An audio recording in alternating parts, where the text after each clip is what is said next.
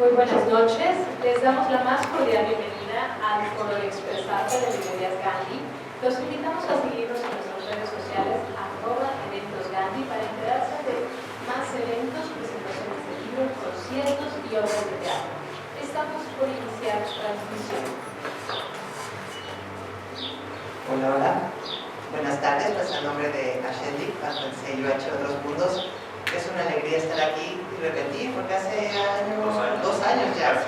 Hace 2 años pues fue el lanzamiento de Invasión Silenciosa 1 y hoy pues tenemos la gran fortuna de tener Invasión Silenciosa 2, la verdad oculta aquí de Genaro, con nuevas aventuras de David y de Victoria, donde el planeta pues ya empieza a tambalearse un poquito, pero yo no voy a decir nada más.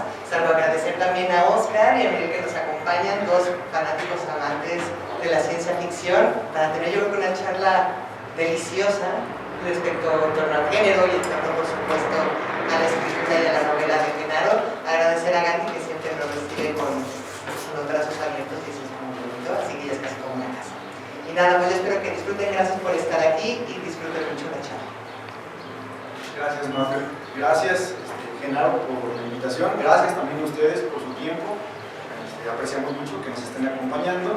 Y, bueno, estoy muy emocionado. Les presumo, fui de las primeras personas en leer Invasión Silenciosa 2. Fui lector beta, por ya en agosto del año pasado. Pues ya llevo 8 meses sin poder hablar con nadie de qué le pasó a David. Ya, no se preocupen, no va a haber spoilers. Si hay alguien que todavía no ha leído el primer libro, pero han de saber que Invasión Silenciosa comienza con un evento detonante bastante peculiar. Es el hallazgo de un objeto misterioso aquí en México. David Fernández, el protagonista, con su equipo de paleontólogos, encuentran dentro del fósil de un dinosaurio que parece ser un artefacto metálico, que por supuesto despierta el interés y la ambición de gente, no nada más aquí en México, sino también en todas partes del mundo. Tecnología ancestral o una pista sobre qué ocurre con los dinosaurios, y esas y otras cuestiones las vamos viendo conforme avanza la trama, una trama que intriga, con bastante suspenso, con acción. Es un thriller que nos invita a especular sobre esta pregunta que desde los orígenes de la humanidad nos ha obsesionado, que es ¿qué hay más allá? ¿Qué hay en las estrellas? Si estamos solos o no en el universo. Y a propósito de eso, creo yo que es una historia cuya relevancia o parte de su relevancia en el escenario actual de la ciencia ficción mexicana es los datos verídicos en los que está inspirada. Hay mucha investigación detrás que, pues, por supuesto, va dándole verosimilitud a lo que va ocurriendo. Entonces, si nos permiten, Manuel, Genaro, me gustaría que partiéramos la charla desde eso, desde la ciencia detrás de la ciencia ficción, de esta investigación que hiciste y de estos datos que pues te ayudaron a desarrollar a tus personajes y los conflictos a los que se van enfrentando, ¿verdad? Muchas gracias, Oscar, gracias, Manuel, gracias por iniciar aquí la conversación. Y primero, antes de contestarte, quiero agradecerles a todos ustedes que están aquí acompañándonos en esta primera presentación de Invasión Silenciosa aquí en la Ciudad de México del libro 2. De verdad les agradezco que se hayan tomado el tiempo y hayan viajado desde donde hayan venido a compartir este momento. Y bueno, los lectores de ciencia ficción tienden a ser bastante exigentes y prefieren leer libros que se sostengan en sus bases, en sus fundamentos, con algo sólido, que muchas veces tiene que ver con temas científicos, ¿sí? Y si eso está bien, entonces te dan permiso para poder aportar un poco de especulación, un poco de fantasía a la historia, quizás para hacerla pues, más emocionante, más intrigante. Entonces, detrás de estas novelas, en mi caso personal, hubo mucha investigación, como ahorita lo mencionabas. El primer libro tiene mucho que ver con la paleontología y no nada más es un tema que me ha apasionado desde niño, sino que ya a la hora de escribirlo incluso me asesoré con el paleontólogo en jefe en el Museo del Desierto en Saltillo, Coahuila. Coahuila es una tierra riquísima en fósiles de dinosaurios. Yo crecí en Coahuila, yo soñaba con ser un paleontólogo de niño. En el rancho de mi abuelo había fósiles de conchas y caracoles y amonites en ese lugar de la mar en la época de los dinosaurios. Yo soñaba con ser un dinosaurio. Esto tiene de mí el protagonista de La vida de Invasión Silenciosa. Y él me asesoró, este paleontólogo, son los paleontólogos más importantes de México, que ha descubierto dinosaurios únicos en Coahuila, que incluso el dinosaurio que sale en mi novela, después resulta que hace unos cuantos meses descubrieron un dinosaurio muy similar. Y esa es la Invasión Silenciosa, ¿no? Pero también hubo, además de que él me asesoró y revisó los capítulos que tienen que ver con paleontología, también investigué mucho sobre astrofísica, sobre astrobiología. En este segundo libro, que es La verdad oculta, me metí de lleno a profundizar en todo lo que ha estado saliendo en los últimos años, que tiene que ver con la divulgación de información muy confidencial, secreta, de lo que los gobiernos y los poderes militares conocen sobre este fenómeno. Porque hoy vivimos en un momento en el que gobiernos como los de los Estados Unidos han reconocido públicamente, oficialmente, que estos fenómenos que vemos en el cielo son reales, que tienen departamentos especializados para investigarlos. No nos han dicho qué son, según ellos todavía no lo entienden, pero creemos que hay algo de información que nos ocultan, por eso así se llama esta segunda novela. Entonces, en mi proceso de investigación, nada más leí muchos libros por años, no nada más he visto entrevistas y podcasts, también he ido a congresos. El año pasado tuve la oportunidad de asistir a un congreso en Rice University en Houston, donde en un congreso, digamos, de unas 200 personas, que se acabaron así los espacios en un día, y tuve la oportunidad de encontrarme alrededor entre el público con mucha gente relevante en esta investigación.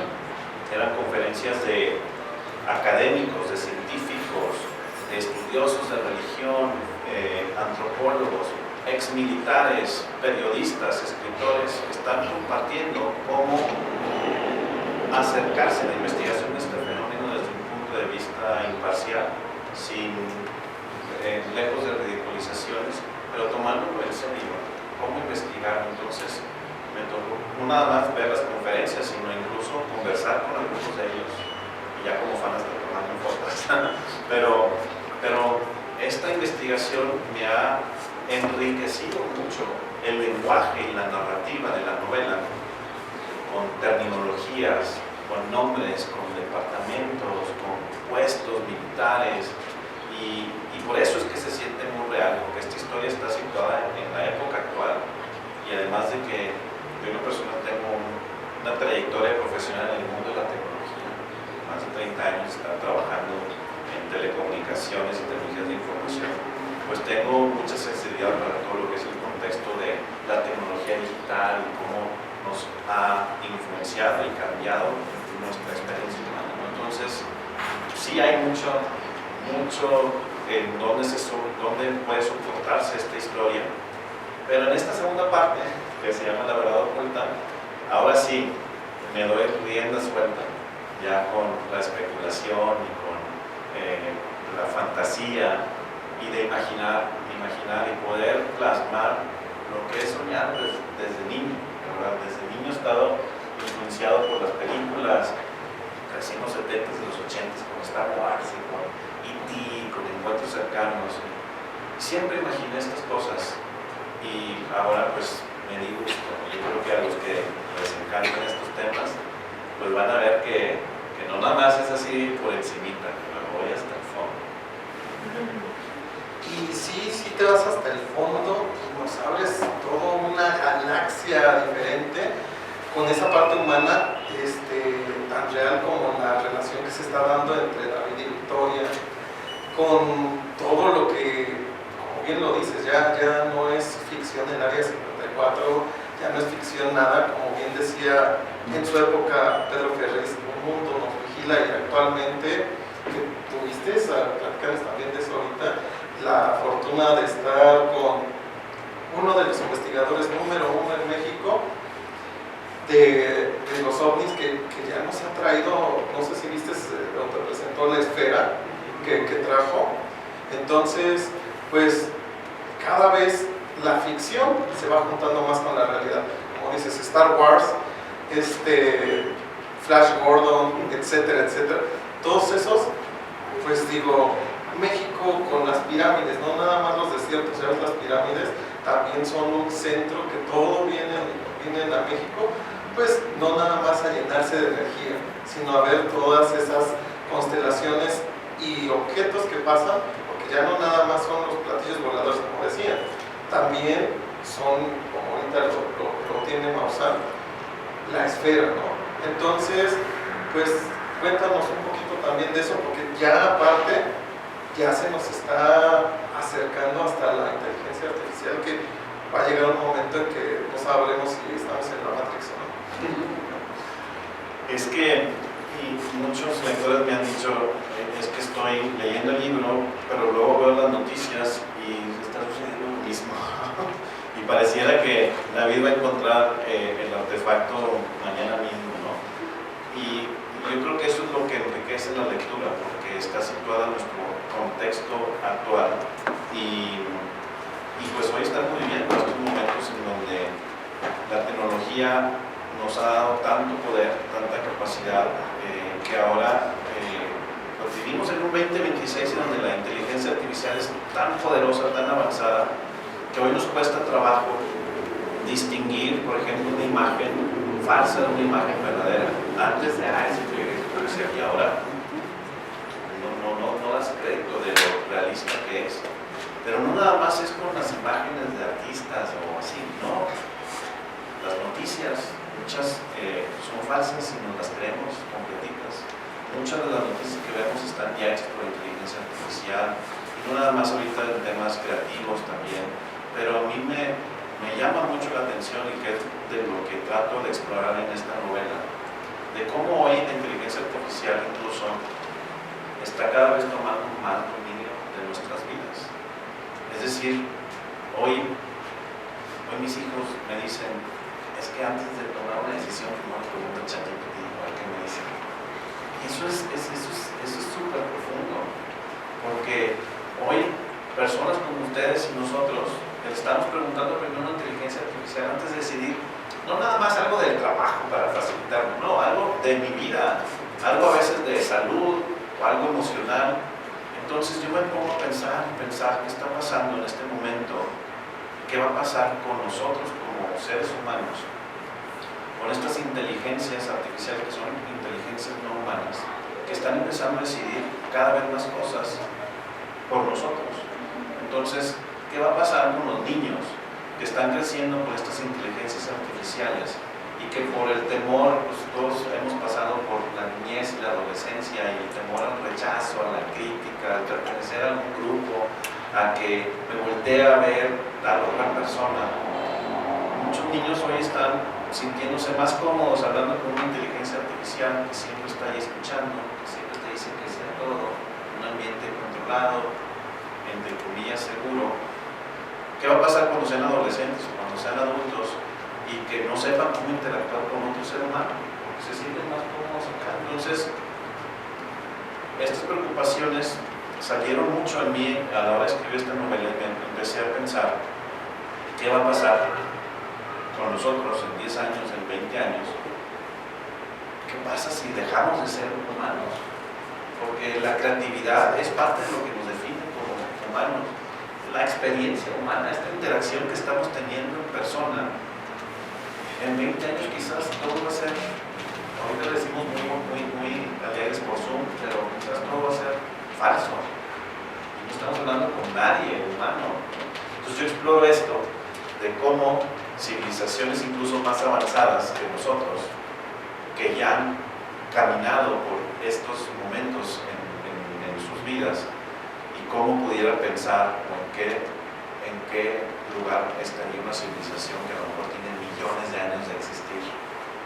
¿Cómo sería y por qué estaría con nosotros? Entonces, hoy más que nunca me pregunto qué significa ser un ser humano en este momento que estamos viviendo, en este universo que nos tocó vivir. Sin duda es un género que nos fascina, no nada más por los datos técnicos, por los datos científicos, sino también por lo que dice Manuel, por la manera en la que dialoga con problemáticas actuales. Una investigadora mexicana que me gusta comentar, Marina Gavito, investigadora actual, dice que toda obra de ciencia ficción, la gran mayoría, de forma voluntaria o involuntaria, ocurre dentro de un doble marco temporal que puede mandar al futuro más lejano o al futuro cercano, pero sigue estando anclado al presente. Nuestros temores nos presentan, nuestros miedos, a nuestros anhelos, a nuestras esperanzas. Estaba en mi segunda lectura del libro hace 1 o 2 semanas, cuando salió la noticia esta de los agentes de la CIA, me parece que fue en Chihuahua. Luego pensé en tus personajes, pensé en Victoria, pensé en Dawson, pensé en el concepto que podemos tener de soberanía y el rol que juega México en tu novela. Quisiera que nos comentaras un poquito al respecto. Creo que cambia la dinámica entre el segundo y el primer volumen de México como nación, como Estado y como las decisiones que va tomando, ¿verdad? Bueno, esto le llamo yo que es ciencia ficción mexicana, mis novelas, no nada más porque yo soy de México y escribí la novela, sino porque pues trato de darle lugar a mi entorno. Cuando yo empecé a imaginar estas historias hace muchos años, pues las imaginaba como si estuviera viendo películas de Hollywood que todos estamos ahí muy acostumbrados a ver, y me imaginaba estos paleontólogos así como la escena de Jurassic Park, en montaña excavando un dinosaurio. Pero no fue hasta que lo ubiqué en Coahuila con un paleontólogo mexicano que me hizo como que clic, porque pues además yo quería ser paleontólogo de niño, entonces como que ahí conectó de una mejor manera conmigo y se me empezó a dibujar toda la historia. Entonces pues empieza la historia en Coahuila y en Monterrey, que es donde vivo, pero yo quería darle un espacio a Yucatán y Chicxulub, porque es el lugar donde se impactó el meteorito que extinguió a los dinosaurios. Yo quería encontrar una forma de meter esto en la historia, y eso me fue llevando cada vez más a enriquecer la historia. Y ahora en esta segunda parte, si ven la portada, pues hay una pirámide maya, el templo de las inscripciones en Palenque, y salió. Yo no lo esperaba en un inicio cuando empecé a diseñar la tecnología. Esto salió ya escribiendo la 1, de pues ya estamos en Chicxulub, en Yucatán, y tiene que ver algo con los mayas. Pues me pregunté, ¿de qué podrán haber sabido los mayas que nosotros no sabemos? Porque la cosmología maya es muy profunda, incluso fue más avanzada que en otras civilizaciones, en otras partes de la Tierra, entonces, de nuestro planeta. Y aquí dije, bueno, pues aquí salió, ¿no? Entonces ahora tengo que hablar de eso. Y me di el permiso, quizás yo solo, ¿verdad? Pero el permiso de especular con la cosmología maya, de pues si ellos siempre estaban viendo hacia arriba, qué pudieran haber vivido, qué pudieran haber visto, con qué se pudieran haber encontrado. Pues me atreví ahí a fantasear en ello, y ahí está una parte de la historia que tiene que ver con eso. Pero al final trato yo de darle un valor, no nada más teatral de que aparezcan los mayas, sino una aportación, digamos, de esta cosmología maya a solucionar los conflictos galácticos. Ya estoy hablando de spoilers, no quiero decir todo, pero eso es parte de lo que yo fui encontrando, que le daba riqueza a ubicarlo pues, en lo que yo conozco, con lo que he visto, con lo que he vivido, en mi contexto cercano, mi entorno de todos los días. Pero también es una historia que tiene poco a poco impacto, no nada más local, empieza a tener impacto nacional, empieza luego a tener impacto global, y luego en la segunda parte impacto interplanetario, galáctico. Entonces por eso la historia crece en escala, y no nada más estamos aquí en México. Y definitivamente pues incorpora a personajes internacionales y interplanetarios. Sí, de hecho con esta portada a mí me transportaste un poquito para que todos se vayan acercando al quinto elemento, que ya ves que justamente empieza en una pirámide de Egipto, pero está la verdad ahora sí que sin spoiler, cada vez, como lo estaba platicando pues Martínez con Oscar, ya queremos todavía más saga, que no sea no solo una trilogía, sino que abarque más, porque pues es que ya es, ¿a poco no, Oscar? Toda una galaxia más detallada, no solamente es que si no spoilearía, lean el libro, porque la verdad nos deja pidiendo más, ¿no, Oscar? Sí, claro, pues ya, como decías al inicio, aquí este vuelo a expandir tu universo, a expandir tu mundo. Ya lo habías comentado al inicio, pero sí me gustaría que profundizáramos un poquito más, porque creo que sí hay un cambio entre el primero y el segundo libro, sobre todo en cuanto a contextos y escenarios, pero hay un hilo conductor entre ambos tomos, ambos volúmenes, que es la importancia de la comunicación. Lo he visto desde tus anteriores entrevistas, un par de presentaciones tuyas. Nos has contado sobre cómo estas experiencias de niño en Coahuila inspiraron desde pequeño a desarrollar esta historia. Sin embargo, insisto, la comunicación es algo muy importante en esta trama, lo que se dice, lo que no se dice, con qué efectividad lo decimos, o qué secretos guardamos, qué decidimos revelar. Tú eres experto en telecomunicaciones, te dedicas a eso. Entonces mi curiosidad va por ahí, cómo tu vida profesional ha influenciado también tu obra. Pues definitivamente, porque no nada más son mis intereses por estas historias y estos temas de paleontología, de los dinosaurios o de los extraterrestres, de los ovnis y la vida y la astronomía, la vida en el universo, pero definitivamente pues una experiencia de más de 30 años de estar trabajando en el mundo de la tecnología y en el mundo de las telecomunicaciones, pues me ha dado la facilidad de poder entender cómo funciona lo que hay detrás de ello, pero también de poder observar cómo la tecnología es utilizada por no nada más las personas, sino por los grupos de poder. Y pues yo escribiendo estas novelas me di cuenta, hice conciencia de que todo lo que vivimos en nuestro día a día, todas nuestras experiencias que hoy vivimos, lo que vemos, lo que compramos, lo que consumimos, lo que comemos, de lo que hablamos, todo lo que vivimos está diseñado por alguien o por algo. Piensa, todo lo que tenemos alrededor. Hasta tú crees que estás viendo lo que te gusta en las redes sociales, no, hay una inteligencia artificial que está diciéndote qué vas a ver.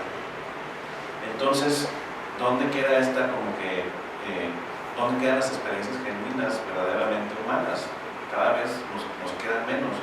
Y he visto como grupos de poder, no nada más políticos, sino corporativos, los que están detrás de estas tecnologías, pues cada vez están influenciando más en estas experiencias de vida que tenemos. Entonces, este contacto que yo tengo con el mundo tecnológico, para mí me resultó muy natural incorporarlo en la narrativa.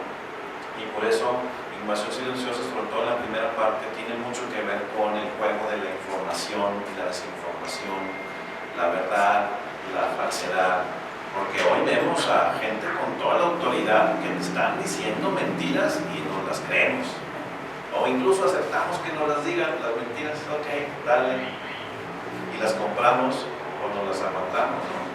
Entonces, para mí era definitivo que eso tenía que ver con cómo se iba a manejar un descubrimiento controversial que podía impactar en los grupos de poder. Entonces imaginé, bueno, no ni tanto imaginé, existen estos grupos de poder que controlan la información y que hoy, pues a veces con esta manipulación de las redes sociales influencian elecciones, provocan revoluciones, hasta guerras internacionales. Entonces no podía despegarme de eso y pues todo ese entendimiento que me da mi vida profesional, pues por eso se siente así la novela muy real, porque este es el mundo en el que vivimos, ya está totalmente dominado nuestro mundo por la tecnología.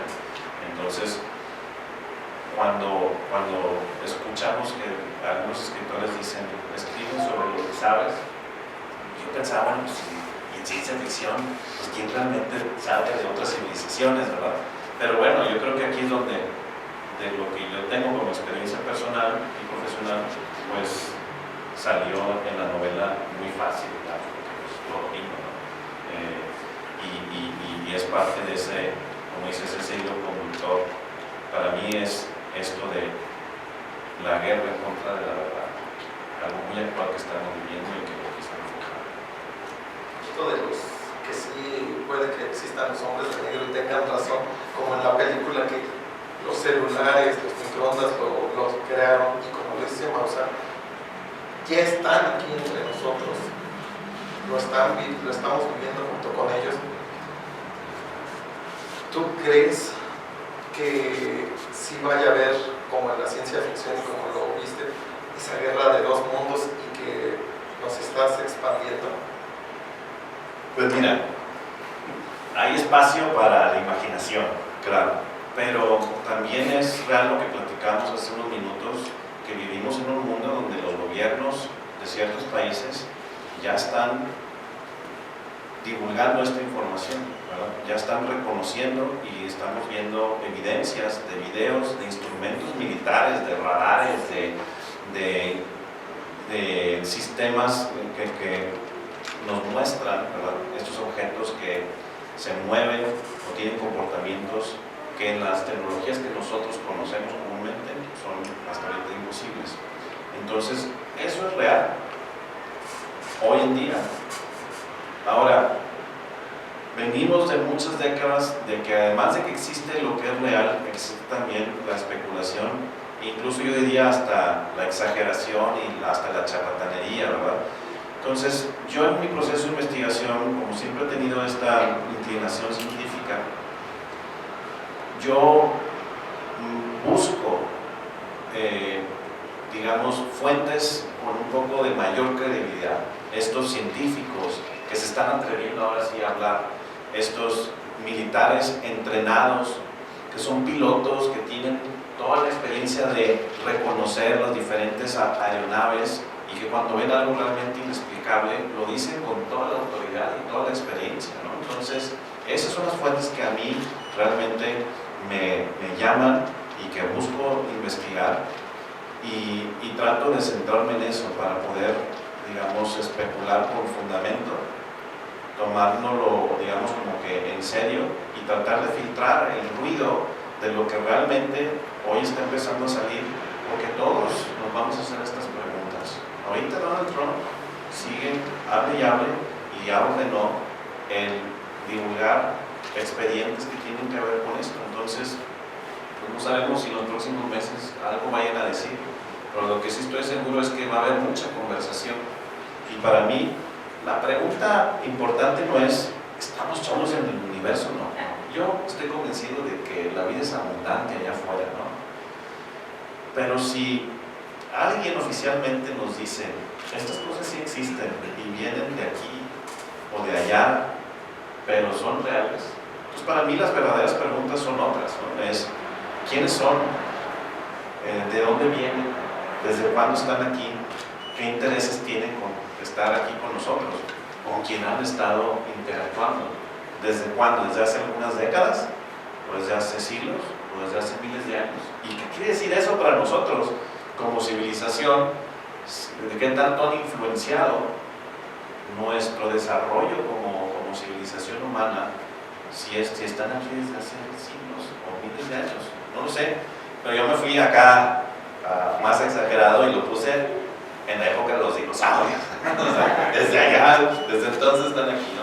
Pero sí, hay espacio para especular y para imaginar y para conversar, pero también hay que darnos cuenta que esto es real.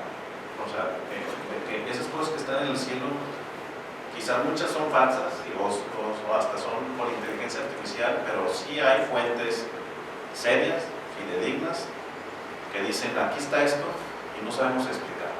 Entonces, está permitiendo que ahora nuestros científicos que me tocó conocer y ver sus conferencias se atrevan ahora a investigarlo desde un punto de vista riguroso, con seriedad, con imparcialidad, filtrando, como decíamos, el ruido de lo que realmente puede ser algo tangible, evidenciable. Ahora, cambiando un poquito de tema, de vuelta a la Tierra, quisiera que nos platicaras un poquito sobre el proceso de escritura, el proceso de publicación, hablando con otros autores, otras autoras de ciencia ficción, sobre todo de generaciones pasadas. Creo que lo que coinciden, la gran mayoría, es que en los 90s, en inicios de los 2000, era muy complicado publicar, cerrar la puerta y decir, vengo con una novela, un conjunto de cuentos de ciencia ficción. Ahorita pues cada vez hay más lectores afortunadamente, y el caso de Invasión Silenciosa me parece un doble caso de éxito, porque primero autopublicaste, ¿verdad? Te lanzaste a autopublicar, después pues ya lo tenemos aquí en Hachette, que también es un gran mérito de la editorial. De repente pues quien edita tiene que sacar su bola de cristal y ver que adelantarse a lo que va a ocurrir en el mundo de la literatura, en el mundo de la ficción. A lo mejor cuando tú empezaste a escribir esto, hace ya más de 10 años creo, pues todavía no se hablaba de esto que comentas, de las declaraciones que se han hecho en el Congreso de Estados Unidos, de tantos otros temas. No sé si ya hemos tenido la visita de este asteroide Oumuamua, que se llama, por ejemplo. Entonces, Invasión Silenciosa ha sido una novela que, a pesar de que se ha escrito desde hace tiempo, pues dialoga con temas que están ocurriendo en el aquí y en el ahora. Entonces, quisiera que nos platicaras un poquito de eso, cómo viviste el proceso de doble publicación. Sí, bueno, yo empecé oficialmente, o digamos formalmente, a escribir esta historia en el 2014. Y esto que platicamos de que el gobierno de Estados Unidos haya reconocido oficialmente la existencia de estos fenómenos y de sus programas de investigación, fue en diciembre de 2017 que salió un artículo en el New York Times donde no tuvieron opción más que pues, decir que sí es cierto, ¿no? Y a partir de ahí se empezó a dar todo eso. Claro, me preocupé de que se me va a hacer mi novela obsoleta, entonces lo termino de escribir, ya están diciendo que sí existen los ovnis, pero cuando yo empecé, sí veía este espacio disponible en la ciencia ficción mexicana, donde pues casi todo lo que leíamos aquí en México eran traducciones de lo que venía de Estados Unidos o de Europa, de otros países, porque pues eso es lo que pues ya se probaron esas ventas y pues sería fácil apostarle a ello, ¿no? Y sí había estas voces, pero no tenían como que mucho, digamos, alcance. Pero luego pues llega las nuevas tecnologías, llega empresas como Amazon con la disrupción en el mundo editorial con los e-books, y entonces empezó a ser más fácil, digamos, a cortar un poquito el camino para poder atreverse a sacar algo. Y yo, pues, metido en el mundo de la tecnología, se me hizo muy fácil entenderle cómo, y me decidí tratar de yo dar un primer paso antes de tocar alguna puerta de una gran editorial que dijeran, pues, ¿quién eres? ¿Verdad? Pues dije, bueno, déjame tratar de pues, tener una carta de presentación. Y entonces fue que decidí trabajar mi novela. Me tardé 7 años en tener mi manuscrito y trabajé con editores y correctores y contraté un ilustrador para que me hiciera mi portada y pues tomé cursos de marketing para escritores y me aventé a publicar mi novela. Tuve la fortuna de que pues, se hizo bestseller en ese momento en Amazon México y me empezó a dar mucha visibilidad y buenas reseñas y me encontré con clubes de lectura que no se me van a olvidar y empezaron a hablar de la novela. Y entonces eso me abrió muchas puertas y conocí a mis agentes, a Molina Vientes, que me representa muy poco después de haber publicado la novela. Tengo también una gran madrina literaria que es Sofía Segovia, que es una escritora regiomontana que es total crack, ¿no? De aquí de México. Su novela El murmullo de las abejas ha vendido más de 1 millón de copias, yo creo que lleva cerca de los 2 millones, la han traducido en 27 idiomas. Hace como 2 semanas estuvo en Bulgaria presentando y pues a mí me tocó conocerla justo cuando iba a publicar su primera, El murmullo de las abejas. Entonces tuve la fortuna de conocerla en los talleres literarios y de que ella sea mi maestra, y tengo años de estar con ella todos los miércoles tallereando mis capítulos.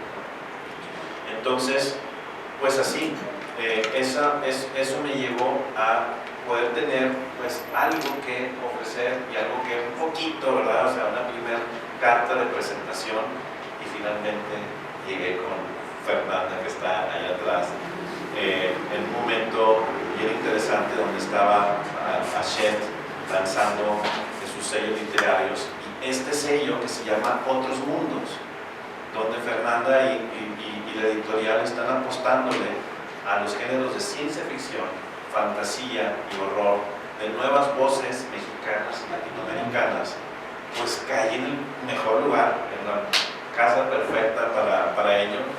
Y pues estoy muy contento, muy orgulloso de pertenecer aquí a Hachette, que pues no nada más haya creído en mí, que esté impulsando estos géneros y que esté dando el espacio a estas historias, y que eso pues, lo están viendo los demás y está animando a que más personas que quieren escribir de estas historias pues empiecen a proponer, y que se les dé este espacio para pues conectar de una mejor manera con estas historias y estos temas desde un contexto un poco más cercano, y no nada más los extraterrestres invadiendo Nueva York, ¿verdad? Qué bien lo dices en el aspecto de que no solo es el norte de nuestros vecinos, sino también en México tenemos grandes talentos, siempre lo hemos demostrado, y que ahora pues tú eres uno de estos grandes talentos de la ciencia ficción. ¿Y qué piensas tú de que todo se está dando así tan grande, y que primeramente detectamos se haga, no sé, tanto como un manga hasta una película de ciencia ficción mexicana? No, pues es un sueño, claro, pero primero esto que ahorita platicamos está dando más espacio y más proyección a muchas voces que ya estaban ahí, o nuevas voces que están saliendo.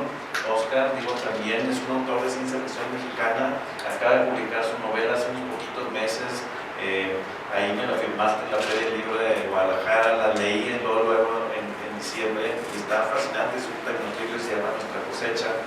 Pero no sé, Beth, Bernardo Fernández acaba de publicar una primera parte de una trilogía de ciencia ficción mexicana, pero también está Andrea Chapela con una ciencia ficción más íntima, ¿verdad? Más cercana a las relaciones humanas.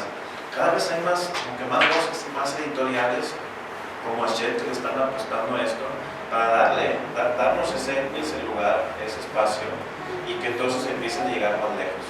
Yo mi imaginación es muy visual, cinematográfica. Yo estoy escribiendo y estoy viendo la película en mi mente, y creo que así se siente cuando la estás leyendo, porque me gusta ese ritmo rápido, directo, de acción y todo, que va avanzando la historia. Y así esta historia está muy con un ritmo como si estuviera viendo una película en el cine o una serie de televisión, y pues ojalá que un día llegue a ese lugar, ¿no? Porque estoy seguro que a algunos les encantará ver, sobre todo los que tienen los playeros de cosas. ¿A poco no? Ya estamos esperando que salga en alguna plataforma o en pantalla grande, ¿verdad? Pues ahí está. Muchas gracias, Genaro, por compartir este ratito con nosotros. También gracias, Manuel. Gracias a ustedes por asistir. Un fuerte aplauso.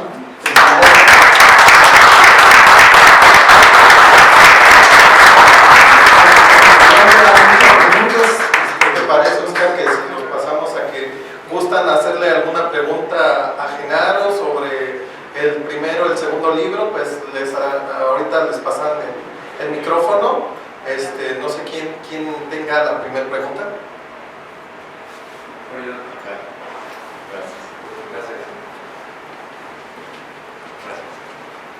Hola, son dos preguntas, una es muy sencilla. La primera es, ¿cómo llegaste a la definición del tipo de alien? Cuando alguien está viendo una película de aliens, una parte muy determinante es cuando lo ves en la película y dices, ¡hola! Está grande, chico, pequeño. ¿Cómo lo definiste? ¿Como cabeza de avispa o grandes? Y la segunda, y esta es importante, ¿qué retos encuentras de escribir ciencia ficción? Muy bien. Pues bueno, yo creo que cuando ya ahora sí tocó el momento de describir a los alienígenas, ponerles nombres, entender cómo hablan, cómo piensan y qué necesidades tienen o qué conflictos tienen, pues eso es como que la parte así más divertida, ¿verdad? Para especular. Y pues bueno, estamos muy influenciados por las películas de cómo son estos alienígenas. Pero bueno, en las historias que han salido de pues, narraciones de los encuentros que han contado personas reales, siempre hablan de estas criaturas con los ojos grandes y cabezas así grandes, estos de color gris. Y pues no quería que fuera así tan obvio como eso, ¿verdad? Pero luego hay otros que dicen, no, bueno, hay unos que son reptilianos y otros que son como una mantis religiosa. Entonces dije, bueno, yo quiero encontrar algo por ahí, ¿no? Me gusta el aspecto insectoide, me gustan los ojos grandes y me puse a ver insectos, no quería ser tan obvio y encontré a la avispa que tiene la forma triangular y que tiene esos ojos grandes y me imaginaba, o sea, cómo sería un ser ahí, de qué tamaño sería, a qué huele, cómo se oye cuando habla y cómo lo vamos a entender, ¿no? Entonces, eso fue una parte bastante divertida, estuve pensándolo por años, hasta que dije, bueno, ya tengo que tomar una decisión y pues me fui por ese camino.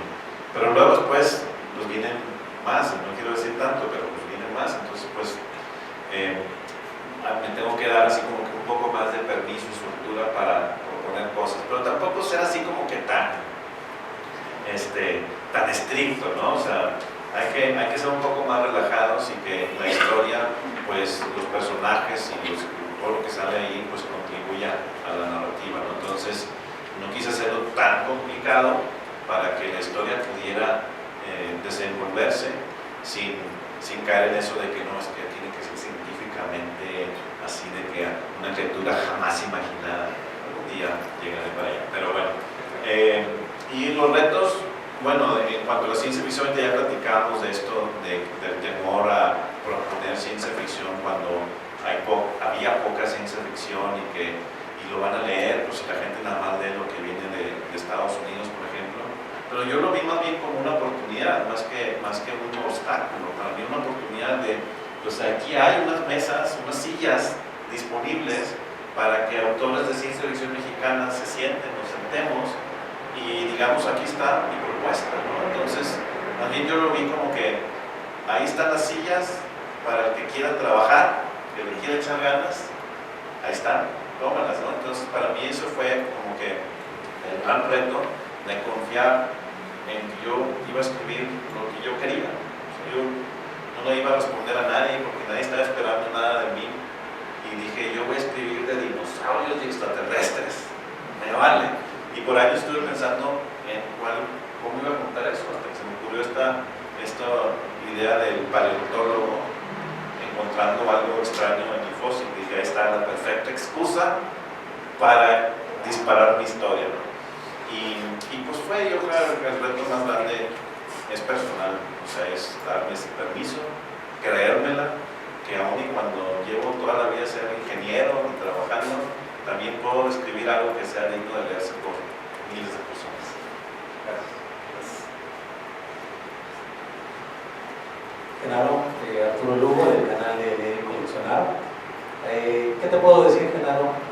También fui de las primeras personas que leyó el primer libro. Tú me lo obsequiaste en audio. Y una es una pregunta y otra es pues un agradecimiento. Porque podríamos decir que yo soy de la vieja guardia en cuanto a la ciencia ficción, en cuanto al terror, en cuanto a todo este tipo de literatura, y como que cada vez que somos más grandes las personas, digo, yo tengo 54 años, pero somos un poquito más exquisitos, no leemos y no vemos cualquier cosa, ¿no? Y cualquier cosa se nos hace tan simple. Y yo cuando oí, y luego ya leí tu libro, a mí se me hizo genial, cuando y te lo dije en la presentación pasada, cuando me dijeron que eras el Dan Bravo mexicano, yo dije, no lo creo, pero vamos a verlo. No, la verdad es que sí. Y ahorita, en el hecho de tener ahorita tu segundo libro, de verdad que nos llena de satisfacción como mexicanos, saber que otros mexicanos, y ahorita pues estoy conociendo también a Oscar, antier compré tu libro, me llegó por paquetería, soy el que te envió también el video. Entonces, qué gusto, de verdad, que mexicanos como ustedes pongan en alto el nombre de país como buenos escritores mexicanos en ciencia ficción. Esa es una. Y la pregunta más bien ahora sí es una pregunta. Ya vimos que Genaro Martínez es bueno haciendo ciencia ficción y no lo vamos a negar, honestamente. Pero podemos ver a Genaro Martínez probablemente escribiendo terror, fantasía, thriller, novela negra, poemas de amor. Poemas de amor, no sé. Mira, para mí la ciencia ficción es como una capa adicional que se le pone a las historias, porque puede ser una historia de romance con ciencia ficción, una historia de terror con ciencia ficción, o una aventura con ciencia ficción. Ya ves, ¿verdad? Entonces, para mí es una capa adicional que le agrega o le amplía el contexto a la historia que puedes contar. Entonces, llevo más de 10 años en el universo de Invasión Silenciosa, ya estoy de lleno en la tercera parte, ya estoy tallereando los capítulos, pero también ya quiero escribir más cosas, ¿no? Y hay varias cosas que tengo ahí con las semillas ya aterrizadas ahí para escribir. Y sí te puedo decir, atendiendo tus gustos, ¿verdad? Que quizás va a tener ahí un crossover con temas así como que de horror, ¿verdad?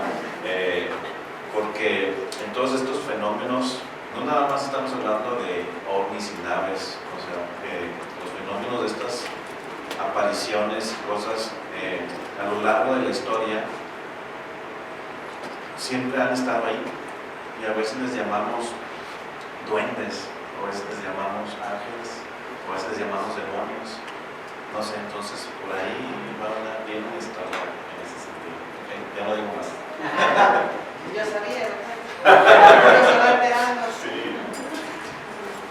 Bueno, mi nombre es Alejandro, soy Alex, y la verdad, igual concuerdo con mi amigo. Tú empezaste tu libro el año pasado, en el 2025. Ahora sí que, igual, uno de los escritores mexicanos que de una u otra forma enganchas y las primeras páginas a lectores. Y eso habla mucho. Y sobre todo, si un lector te dice, varias personas que se leen menos de 24 horas, porque es activo y sobre todo porque empiezas a matar a muchas personas. Entonces concuerdo acá con el compañero, que yo creo que también yo veo un Genaro con un libro de tele matando a puras personas, literal. Entonces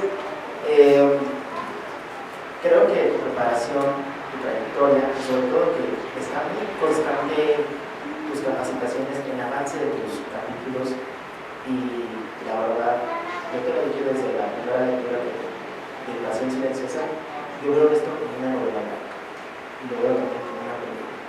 Y casi cuando yo digo, así que varios me conocen, se hace película. Creo que tú nos haces un spoiler en la antepenúltima parte. Se espera algo bueno de Invasión Silenciosa en el futuro. Entonces mi pregunta sería más que nada es, ¿en algún momento también piensas escribir thriller? O más que nada, ¿qué esperamos de ti en el tercer libro? Porque quiero Hombre, mira, gracias Alex. Esto en esencia es un thriller, ¿verdad? Es una novela de acción y suspenso con este contexto, esta capa de ciencia ficción, pero también son historias pues narradas por los eventos que suceden a estas personas, a sus protagonistas, ¿no? Y a veces esos eventos pueden ser terroríficos a la hora de que son inexplicables, y pues cada quien reacciona de acuerdo a su capacidad personal, ¿no? Entonces, en cuanto a Invasión Silenciosa, la tercera parte, ya que en la primera apenas abrimos la puerta y en la segunda descubrimos que detrás de la puerta hay más puertas por descubrir, no está la respuesta así tan fácil, pero en la tercera ya todo tiene que suceder. Entonces se ha ido construyendo un conflicto de millones de años, un encuentro con estas circunstancias en el momento actual, que tienen que tener un desenlace. Ahora sí, todo lo que está ahí tiene que suceder, ya están todas las piezas puestas, y ahora tienen que tomar las decisiones y decidir pues qué va a pasar con los destinos de la humanidad aquí en este planeta y el destino quizás más allá. Eso es la tercera parte de Invasión Silenciosa, y ojalá, yo también sueño con que algún día llegue más lejos. Ha habido muchos comentarios, ha habido mucha expectativa de quienes lo leen, y también ha habido personas que le han puesto los ojos, pero son cosas que toman muchos años en gestarse. Películas y series son inversiones multimillonarias, ¿no? Entonces, pues bueno, no puedo hablar más porque son cosas que toman mucho tiempo, y ojalá los obstáculos se vayan sorteando para que un día lleguemos a verlo. Claro. Soy un fan muy nuevo. Literalmente me tengo que apurar para terminar el primer libro y poder estar aquí hoy. Por mi novia principalmente. Que ella es la verdadera fan. Pero bueno, yo tengo una pregunta. Creo que uno de los momentos más impactantes del libro es cuando ocurre este gran suceso de nivel global, ¿no? con otro país, Corea del Norte. Y pues me quedo pensando, ¿tú cómo vives esta situación actual, ¿no? En la que una guerra es latente, que se habla mucho a veces en las noticias de que si la tercera guerra va a empezar, ¿no? Entonces, creo que ahí abordas un tema pues sí, muy presente, y que a mí en lo particular a veces me preocupa mucho, y en tu libro me quedé bastante choqueado en ese momento.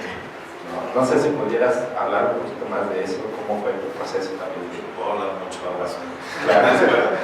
Mira, yo escribí la primera novela antes de leer un libro que leí yo creo que hace un par de años, que se llama Guerra Mundial, para que lo busquen. No es un libro de ficción, está escrito por una periodista que se llama Annie Jacobsen, y narra con un estilo así como si fuera una novela, pero no es una novela, pero narra cómo funciona el sistema de defensa de los Estados Unidos, cómo funcionaría minuto a minuto, segundo a segundo, si recibe un ataque sorpresa de algún país como Corea del Norte. Y yo me di cuenta que ya nos acostumbramos a vivir en un mundo, y hasta ya se nos olvidó que justo en este momento se puede acabar el mundo, ahorita.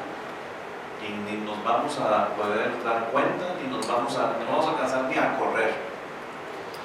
Porque desde los 40s y 50s, las potencias mundiales, que son potencias nucleares, han acumulado, y eso que ya han apagado y deshecho, pero siguen teniendo miles y miles de bombas nucleares listas para dispararse en un minuto. Entonces, para mí fue terrorífico leer este libro, y me sacudió realmente saber que los satélites de Rusia, de China y de Estados Unidos pueden detectar el instante en el que se enciende una llama de un misil. En ese instante se alerta, hay sistemas de defensa para tratar de que, pues, destruirlo allá antes de que llegue a la punta en el espacio y luego caiga, ¿verdad? Pero fíjense esto es así como que lo que más miedo me dio. La alerta llega entre los militares, y el presidente de los Estados Unidos, no sé si sabían, pero tiene siempre a un militar detrás de él, 7/24, a donde vaya, siempre hay alguien ahí detrás, con un maletín. Ese maletín tiene adentro un menú de opciones para decidir cómo Estados Unidos va a responder ante un ataque nuclear. ¿Okay? Desde el momento en que el presidente es informado, tiene 6 minutos para decidir cómo se va a acabar el mundo. Porque toma minutos un misil en llegar al otro lado del mundo. ¿Quién tiene ese poder hoy? Me da miedo. Alguien con ese nivel de locura, que sea el responsable de decidir el destino de la humanidad. No sabes si lo vas a agarrar en un momento de enojo, de histeria o dormido, pero él es el que va a decidir esto. Entonces a mí me sacudió. Yo trato aquí de ver, bueno, ¿y quién nos va a salvar de esto? Y sí, a veces hay días que tengo ese miedo y veo las noticias y me pongo más nervioso, pero hay otros días en los que realmente confío o tengo esperanza en que ahí hay personas humanas buenas, bondadosas, que van a elegir la vida antes que la muerte.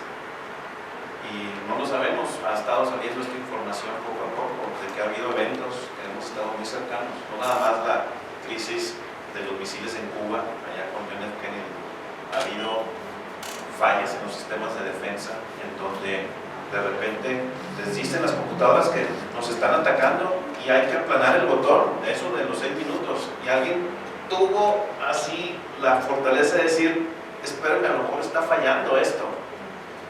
No estuviéramos vivos, eso era antes, creo que cuando yo era un bebé, no sé, eso sucedió en los 70s, ¿no? Entonces, pues hoy vivimos en ese mundo, pero ya se nos olvida, o mejor elegimos no pensar tanto en eso, pero hoy más que nunca estamos ahorita quizás más cerca que hace unos años, que en los 80s o 90s o 2000s. Ahorita hay conflictos que nos están acercando, ¿verdad?, a más a ese riesgo.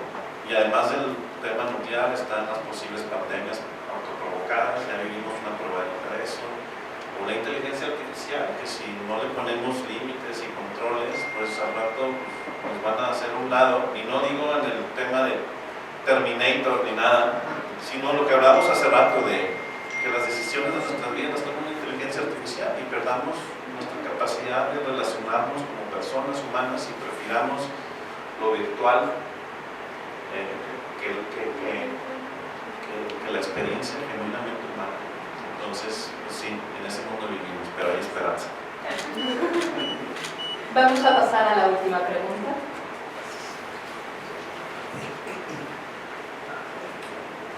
Qué alegría. Qué alegría. Yo creo que hablo también con Natalia.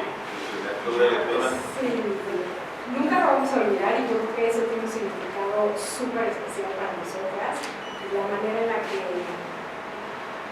llegamos, ¿no?, a esta primera aproximación, leímos tu novela y hemos visto todo este crecimiento, todo este desarrollo, tu éxito. Ojalá que cuando sea tu serie, tu película, también nos invites. Sí, exacto.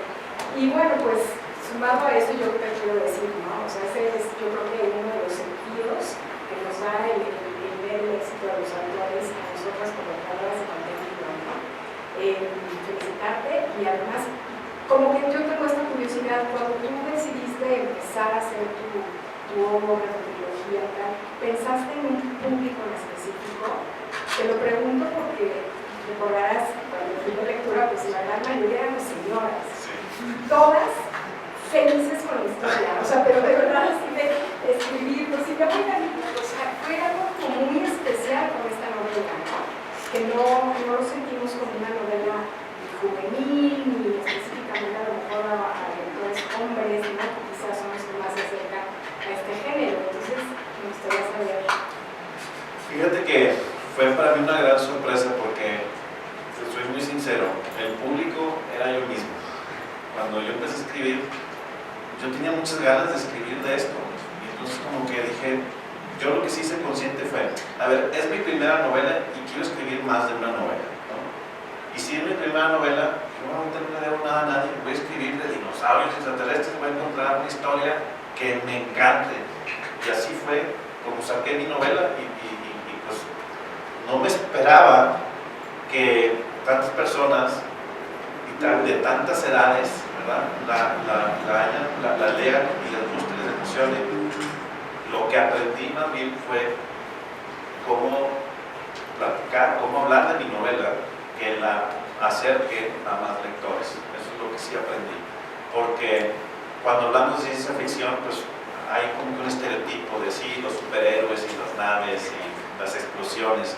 Pero ahorita platicamos, en realidad esta historia no es de unos dinosaurios peleando con rayos láser contra extraterrestres, no tiene nada que ver con eso, es simplemente una pregunta de ¿qué tal si esto? ¿No? Entonces, pero al final estamos hablando de una historia humana, de qué haría una persona ante circunstancias extraordinarias y qué significa pues ser humano en este momento que nos tocó vivir. Entonces ya me atrevo hasta un poquito yo a filosofar conmigo mismo, ¿no? Y creo que eso es lo que ha hecho eco con los lectores y las lectoras, porque va más allá de la acción y el suspenso, porque las historias están contadas desde una protagonista mujer y un protagonista hombre, donde pues les pasan cosas y al final no se trata de la trama o no se trata de los efectos especiales, se trata de las decisiones que toman los personajes. O sea, a mí me gusta escribir y desarrollar los personajes por las acciones que ejecutan, más que por lo que digan o por cómo los describan, ¿no? Entonces yo creo que eso es lo que, para quienes se han atrevido a leerla con ustedes, pues conectó mejor, ¿verdad? Y entonces pues muchas más personas lo han estado leyendo. Y bueno, a veces le bajo el volumen a la ciencia ficción, les digo es un thriller y es una historia de suspenso y de emoción y etcétera, para que pues más personas se atrevan a leerla, ¿no? Y me he dado cuenta cómo hay autores internacionales incluso que escriben ciencia ficción pero nunca lo dicen como tal y lo leen en los clubes de lectura y les fascinan, ¿verdad? Y es ciencia ficción y fantasía, ¿verdad? Entonces, pues bueno, dependiendo del público, sí, adapto un poquito el mensaje para que se atrevan a exponerse a estas historias. Muchísimas gracias por acompañarnos. A todas las personas que ya tienen el libro del autor, les pedimos por favor que se formen al centro de forma ordenada para pasar a la Vamos a una foto primero. Ah, sí, la foto, esperen. Una foto, gracias. Una foto aquí para recordar que vinieron a acompañarnos.